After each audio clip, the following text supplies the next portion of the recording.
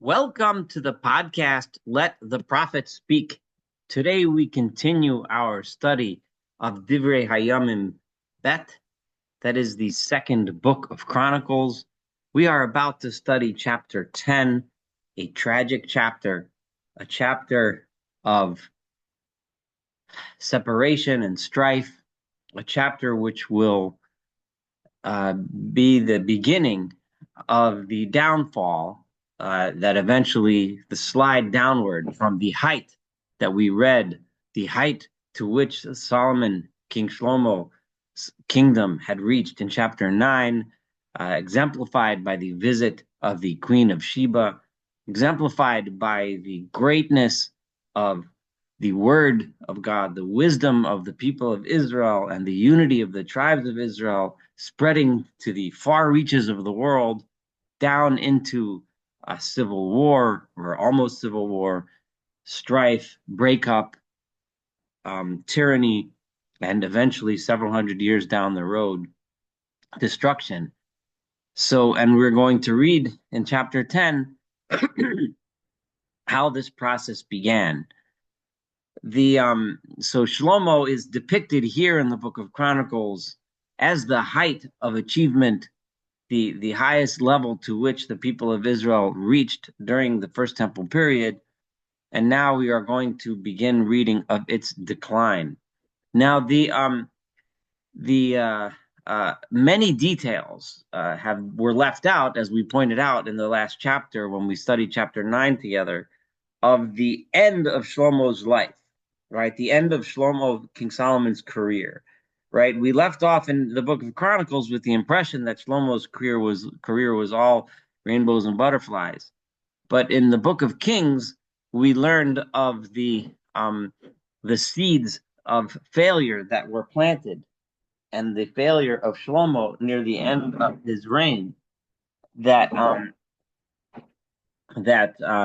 that kind of laid the groundwork for what's about to happen with his son Rehaboam, or Rehaboam. I'm going to call him Rehaboam with this Hebrew name, Rehaboam, to pronounce it properly.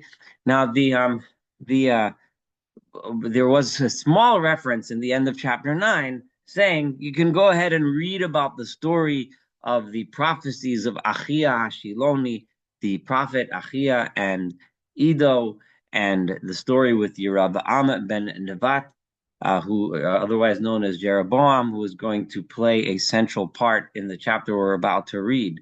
But just a reminder, really quick: the Yeroboam had been a very capable leader of the workers, right? Remember, Shlomo, we had mentioned in chapter 9, had impressed the descendants of the seven nations, the Canaanites that remained within the land of Israel, impressed them into labor in order to build his building projects.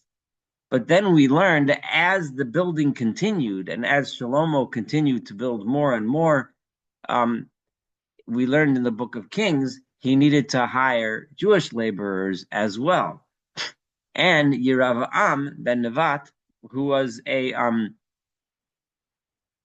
from the tribe of Ephraim, from the children of Joseph, Yeroboam, he was a capable leader, and Shlomo appointed him in charge of the workers. But then he began to lead a rebellion against Shlomo because of the mistreatment of the people that were under his command. And at the time, at least in the beginning, Yeroboam was crusade against injustice to the workers was seen as something good, as something just to God. And God promised him through the prophet Achia that he would end up being a leader of the people and end up being king himself. So the seeds for the split were planted then when Shlomo, of course, as many kings do, went after Yeroboam as if he was treasonous, because in a sense he was, and Yeroboam had to escape to Egypt in order to escape Shlomo's wrath. So we're going to, all of this is I know that in general I'm trying to read the book of Chronicles for the purpose of the book of Chronicles itself, rather than try to compare and contrast the stories. But of course, it is important many times to fill in gaps and details, especially when the verses in Chronicles themselves hint to us and tell us that, yes, there are gaps here. We're leaving them out. You can go ahead and read. So I just gave you a little summary so that you can understand better what's about to happen in chapter 10. What is interesting, though, is that in chapter 9, and this is going to set the stage, that seemingly off the cuff, backhanded statement about how Shlomo used the laborers of the Canaanites to build his building was thrown in there, almost to give us a hint and to tell us about how, when one impresses people into labor and when one starts to force people into work, when the king starts to grow in power and confidence and wealth, how oppression begins from the lowest rungs of society and starts to creep its way up. It starts from the lowest rungs of society, being the foreigners, being the migrants, and then it starts to work its way up to the other tribes, the tribes that are not the tribe of Judah that is in power. And little by little, then it starts to go to even the people among the tribe of Judah who are not members of the royal family. Little by little, oppression starts to build. And this is the unfortunately the natural way that oppressive kings and oppressive leadership works, and it happens all the time. And this is something that the Bible here is teaching us is an extreme danger of this kind of leadership. And indeed, it is a danger if we remember back in the book of Samuel, when the people first asked Samuel for a king. He told them, "You don't want a king. This is what's going to happen. You're going to make a king. He's going to be great. He's going to lead you. He's going to be glorious. He's going to be wonderful. And then all of a sudden, he's going to start asking for taxes. He's going to start asking for your son to join his army. He's going to start demanding labor. And before you know it, he will be oppressing you." Well, Samuel's prediction unfortunately came true, and we're about to read in chapter 10 about that occurring. Vayelech Rehaboam Shechema. Rehaboam went to Shechem, and Shechem is north of Jerusalem in the uh, in the area that was settled by the tribes of the sons of Joseph. I think Ephraim or somewhere near that. But Shechem is now in the territory that is not of the tribe of Judah, and it's very curious that he went there. So why did he go to Shechem? What was significant about Shechem? Ki Shechem bo'u chol Yisrael hamlichoso, because all of Israel came to Shechem in order to make him king. The impression that the verse seems to be giving is that Rehaboam went to Shechem not so much because he wanted to, because the logical place for his inauguration to take place, or it would have been in Jerusalem. The logical place for him to be is in the capital, in Judah. But Rehaboam went to Shechem because the people went to Shechem, and the people obviously went to Shechem, and as we'll see soon, clearly because they wanted to assert the fact that it is not just Judah that is the king, that is the leader, but all of the tribes of Israel are equally as important. And to demonstrate that, they gathered in Shechem. So Shechem became a center of power. So Rehaboam went there in order to inaugurate, in order to begin his reign as king.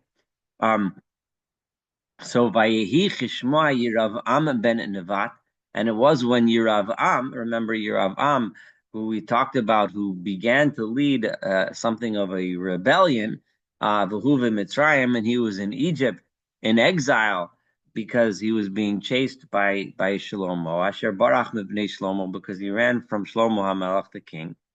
Vayoshav Yeravam mi Mitzrayim, so Yeravam, knowing now that Shlomo had passed on, and his son Rehaboam had taken over, thinking that now it would be safe to return to Israel. Vayishlechu, vayikru'ulo, and they sent for him. They, going back to all of those people, primarily of the 10 tribes, of the other tribes, not Judah and not Benjamin, who we'll see later remained loyal to Judah. and also their portion, the land of Benjamin was engulfed within the land of Judah, so they were geographically together. Um, but the other tribes called out to Yeravam, their leader, Vayavo Yeravam v'chol Yisrael, and Yeravam and all of the people of Israel came, Vayedaberu el Rehavam lemar, and they came to Rehavam and they presented to him the following message, right? That so here you have a potential contender to Rehavam approaching Rehavam with the following message: Avicha hiksha et uleinu, your father Solomon Shlomo, he made our yoke very tough, very hard. He forced us to work really hard. And now hakel me'avodat avicha hakosha, lighten up the load of that your father placed upon us, the severe and heavy load. Umeulo hakaved, and from the heavy yoke asher nasan aleinu v'na'avdeka, that he put upon us v'na'avdeka, and then we shall serve you. You can have a united kingdom, but ease up a bit. It was too much. It was too hard. Ease up on the taxes. Ease up on the forced labor, and we're yours. Vayomer Alehem, and he said to them, Rechavam did not know what to answer. So he said, Od Shaloshet Yamim Veshuvu Elai, another 3 days, give me, and then come back, and I'll give you an answer. Vayelech Ha'am, and the people left. This is important because we get the impression over and over again, it repeats, it is us, it is the people. Vayidaberu El Rechavam, and they spoke. So although Yeravam was called to be their leader, it was the people. He was speaking on behalf of the people. Yeravam, at least at this point in his career, was speaking on behalf of the people. It was the people that was speaking. And Rehavam said, give me 3 days. Now, Rehavam has a dilemma, and it's a real dilemma, right? On the one hand, there was the grandeur and power and greatness of his father's kingdom, which requires buildings and big projects, whether they're agricultural projects or building projects and or shipping projects around the world. And this requires laborers, it requires shipbuilders, it requires farmers, it requires builders, it requires masons, it requires bricklayers, it requires all kinds of workers. And building a grand, and of course it requires armies and chariot drivers and soldiers and so on and so forth, and people to make the weapons. All of this has to be done if you're going to have a big grand nation. So how is Rechavam going to accomplish all of this at the same time as easing up the burden on the people? So Vayivo'atz Hamelach Rechavam et Hazbekenim. So Rechavam the king went and he asked advice from the elders, Asher Hayu Omdim Lifnei Shlomo Aviv, those elders who used to stand in front of Shlomo his father, Biyoto Chai, when he was alive. Lamar asking them the following question: how do you advise I should answer this nation? What should I tell them? And they told him as follows: if you will be as a good king for this nation and you will appease them, liratzot is usually to appease, right? In other words, give them a bone. And speak to them nicely and kindly. Then they will be servants to you for all days. If you want to keep them loyal, do what they are asking. Respond to the will of the people. Give them something, lighten up the load, do something to make their lives easier, and you will earn yourself um, um, loyalty forever. However, he abandoned and ignored the advice of the elders that gave him this advice. And he went, and he went and he asked the children, those children who were raised along with him, which gives you the idea that these were the children of the royal household. It may be his brothers, his cousins, the sons of the nobles, and the young ones, the ones that stood before him. And he asked them, the ones that did not have experience, the ones that did not know, the ones that did not understand the ways of the people, that did not understand the history.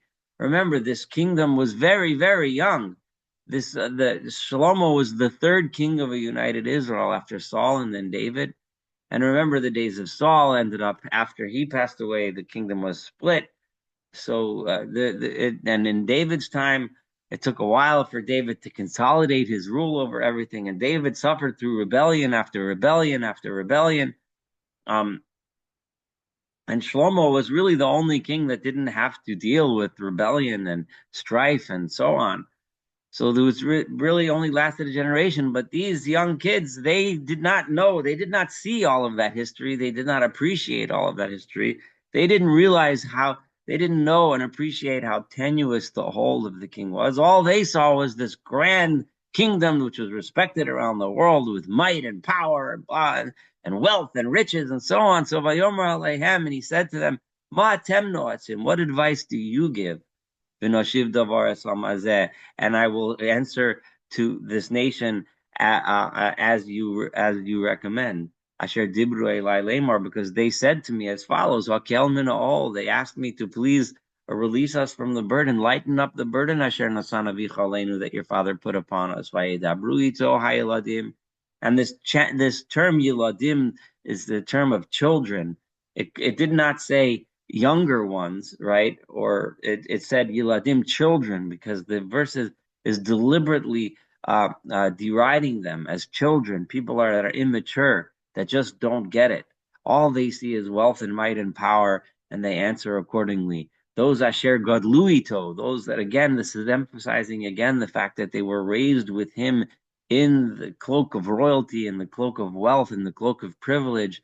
What did they answer? What do such people answer? Lamar, they answered as follows: Kosomar la'am, this is what you should tell those people, Asher dibru elecha Lamar, that spoke to you and said, Avicha echbid etulenu, that your father gave us too heavy of a yoke, v'atoa kel me'aleinu, and you please lighten up upon us this load. Kosomar alehem, this is what you should say to them: Katoni ava mimasne avi, my um my little finger, my pinky finger, is wider than my father's loins, like my father's thigh.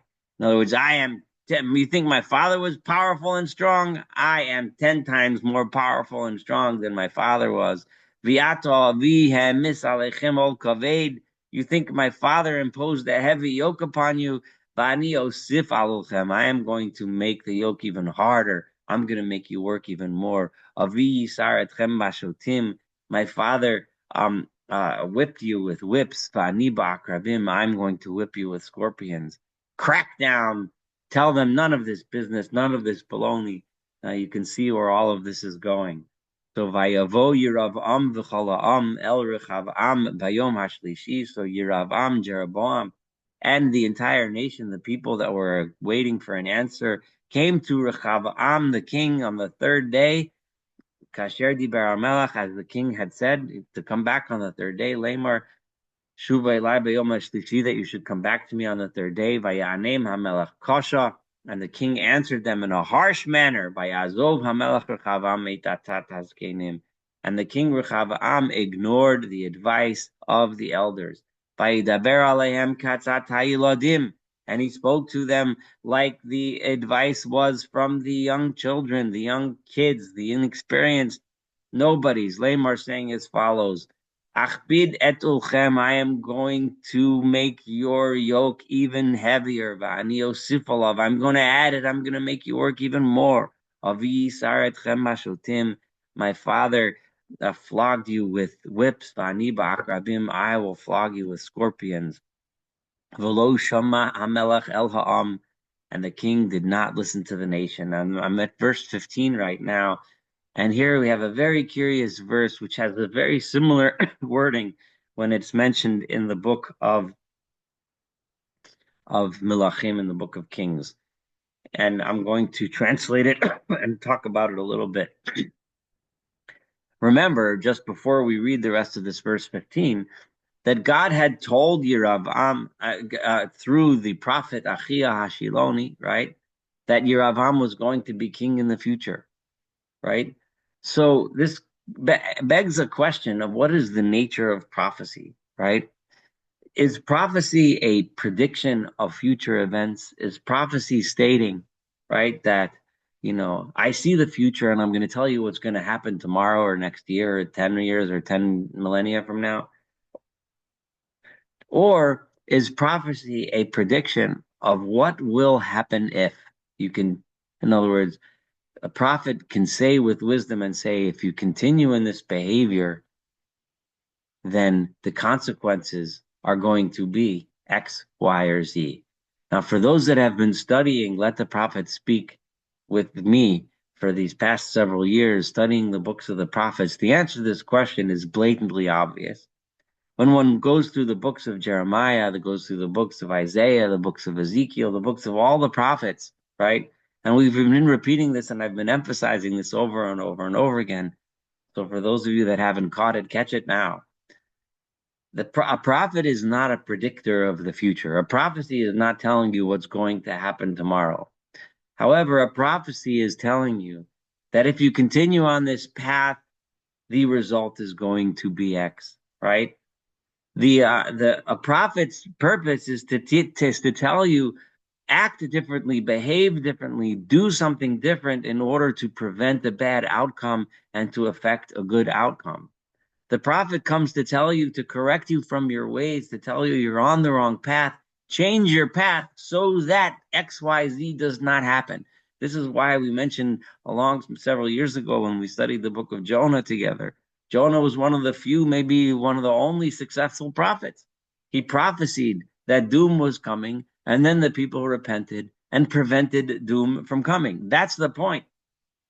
So when Achia Hashiloni says, Yiravam, you are going to be the leader, what Achia Hashiloni was saying, right, was the prophecy from God that on the path that the people are going, the path that this is going, where this is going, this is what's going to happen.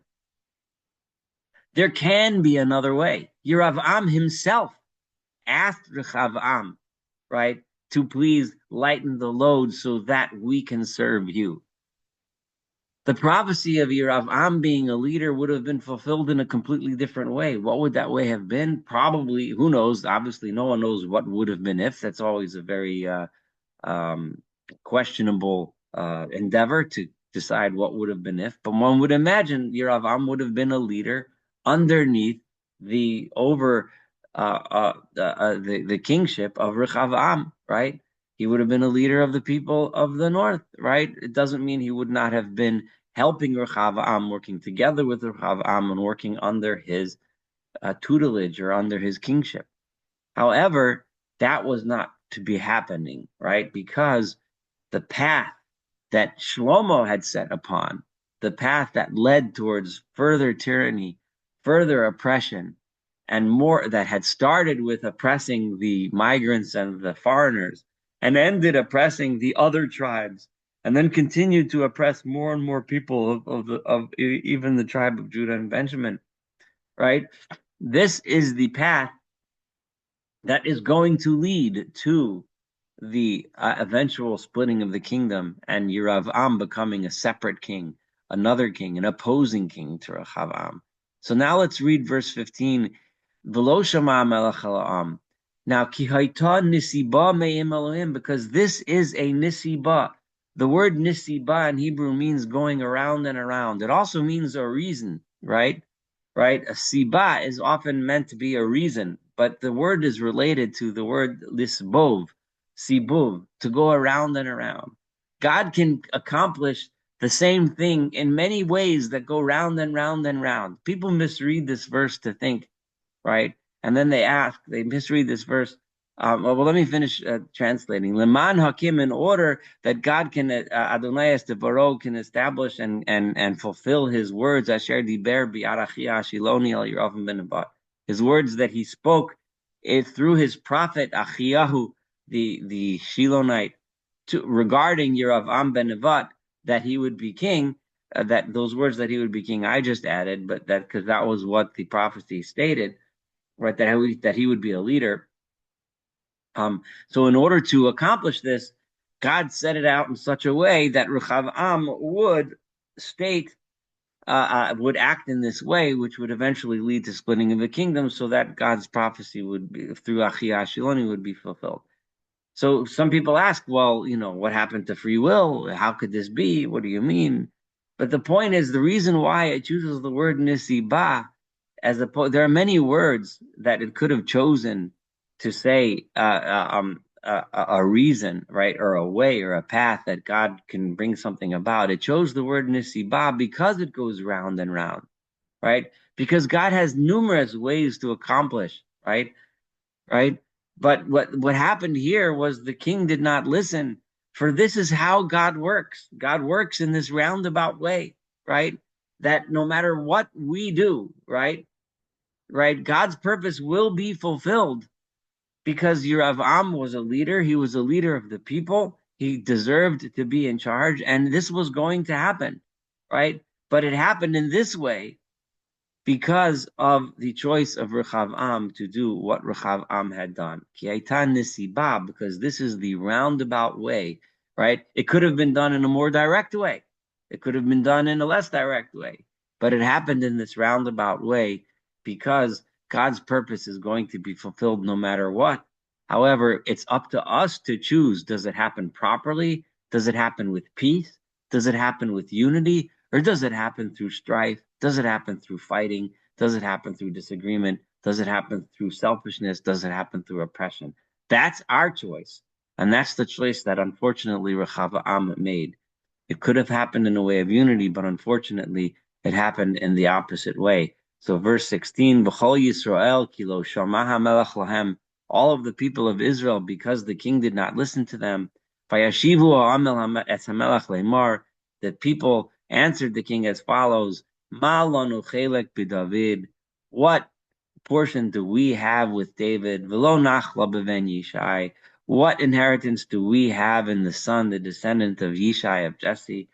Ish la'ohalech Yisrael, everyone should just go back to their tents, people of Israel. Ata now, re'eh ve'scha David, look at your house, David. Look at your house, David.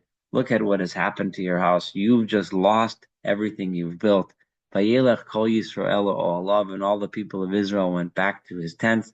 While the people of Israel returned, we're done. We're done with being subservient to the house of David.